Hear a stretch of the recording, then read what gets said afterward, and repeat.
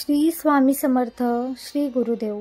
नमस्कार मंडळी, आपल्या चॅनलमध्ये मी तुमचे मनापासून स्वागत करते. जय जय स्वामी समर्थ.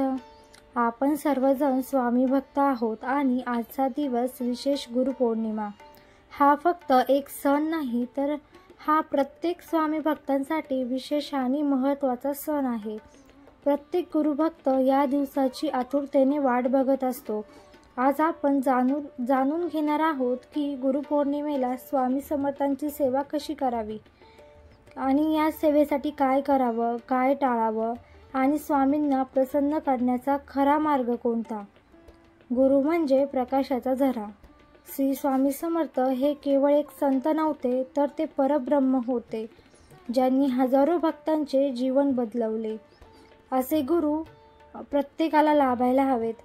गुरुपौर्णिमा म्हणजे आपल्या जीवनात दिशा देणाऱ्या गुरूंसाठी कृतज्ञता व्यक्त करण्याचा दिवस. हा सण खूप मोठ्या उत्साहाने आपण साजरा केला पाहिजे.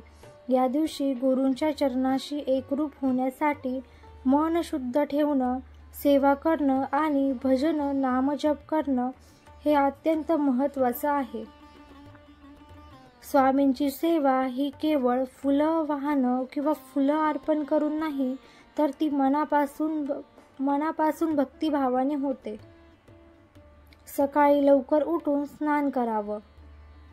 घरात स्वच्छता, साफसफाई ठेवावी. जिथे स्वामींचा फोटो किंवा मूर्ती आहे त्या ठिकाणी स्वच्छ परिसर करून घ्यावा. तिथे सुगंधी वातावरण निर्माण करावे. ही प्रथम पूजेची सुरुवात. दिवा, उदबत्ती लावा आणि शांत मनाने बसून गुरुमंत्र म्हणा. सर्वप्रथम सुरुवात गणपतीच्या नामस्मरणाने करावी. कुठल्याही कार्यात सर्वप्रथम गणपतीला पूजावे. श्री गणेशाय नमः. वक्रतुंड महाकाय सूर्यकोटी समप्रभ निर्विघ्नं कुरु मे देव सर्वकार्येषु सर्वदा. त्यानंतर गुरुमंत्र म्हणावा. गुरुर्ब्रह्मा गुरुर्विष्णू गुरुर्देव महेश्वरा गुरुर साक्षात परब्रह्म तस्मै श्री गुरुवे नमः. तस्मै श्री गुरुवे नमः. त्यानंतर जय जय स्वामी समर्थ किंवा श्री स्वामी समर्थाय नमः हा जप 11, 21 किंवा 108 वेळा ध्यान करताना त्यांच्या स्वरूपाचं स्मरण करा. स्वामींच्या चरणी मन अर्पण करा. स्वामींचं पूजन अगदी साधं, सोपं आणि भावपूर्ण असावं. जास्त काही सजावट करण्याची गरज नाही. जी भक्ती तुम्ही करताय ती मनापासून करा. त्यासाठी फुलांमध्ये जास्वंद, अबोली, कमळ अर्पण करू शकतात. स्वामींना ही फुलं आवडतात. नैवेद्यामध्ये तुम्ही दूध, साखर, खीर किंवा घरगुती फराळ अशा प्रकारचा नैवेद्य स्वामींना अर्पण करू शकतात. शक्य असल्यास पुरणपोळीचा नैवेद्य देखील चालेल. गंध, अक्षता अर्पण करून श्रींची आरती म्हणा. त्यावेळी डोळे मिटून केवळ त्यांच्या चरणांचा विचार करा.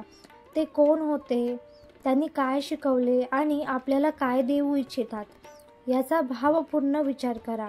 या दिवशी स्वामी चरित्र सारामृत किंवा अनुभवसार यातील काही अध्याय वाचा. शक्य असल्यास तुम्ही 21 अध्यायांचं पारण करू शकतात. प्रत्येक वाचलेला अनुभव आपल्या भक्तीला दिशा देत असतो, म्हणून आपल्याला हे नक्कीच वाचलं पाहिजे. स्वामींच्या लीलांचा अभ्यास केल्याने आपण भक्तीमध्ये खोल जाऊ शकतो. ही वाचनसेवा म्हणजे त्यांच्या चरित्रातील तेजाची आपली जोड होय.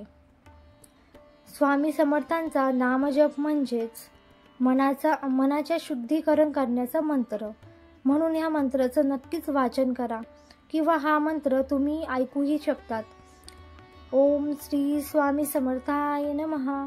ओम श्री स्वामी समर्थाय नमः हा मंत्र कमीत कमी 108 वेळा जपा.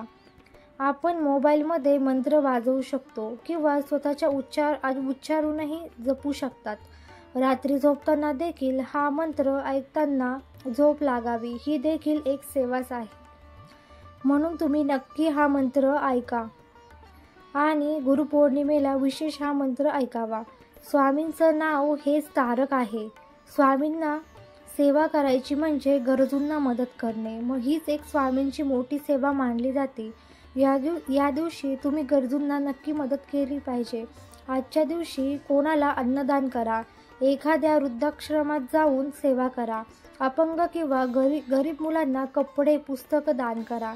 ही सेवा अतिउत्तम सेवा मानली जाते. गरजू लोकांची सेवा करणे म्हणजे स्वामींची सेवा करणे. स्वामी म्हणायचे, तू दुसऱ्यांशी कसा वागतोस त्यातूनच माझी सेवा होते.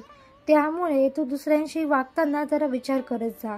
ही खरी परीक्षा आहे आपल्या भक्ताची, असं स्वामी म्हणतात.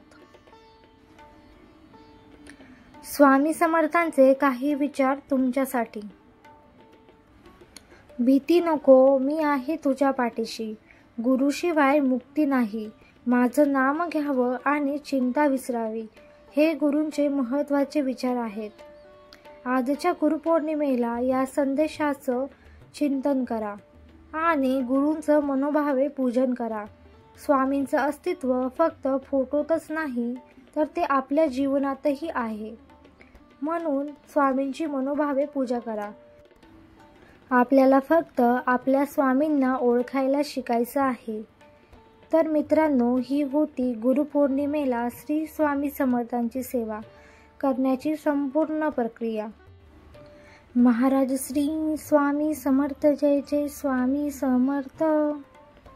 जर तुमचं मन शुद्ध असेल तर कोणतीही मोठी पूजा न करता स्वामी तुमच्यावर कृपा करतील, तुमच्यावर प्रसन्न होतील. तुमच्यावर श्री स्वामी समर्थ प्रसन्न होतील याची खात्री आहे. व्हिडिओ आवडला असेल तर लाईक, शेअर आणि सबस्क्राईब करायला विसरू नका. आणि कमेंटमध्ये जय जय स्वामी समर्थ लिहा आणि आपली भक्ती सर्वांपर्यंत पोहोचवा. श्री स्वामी समर्थ. जय जय स्वामी समर्थ.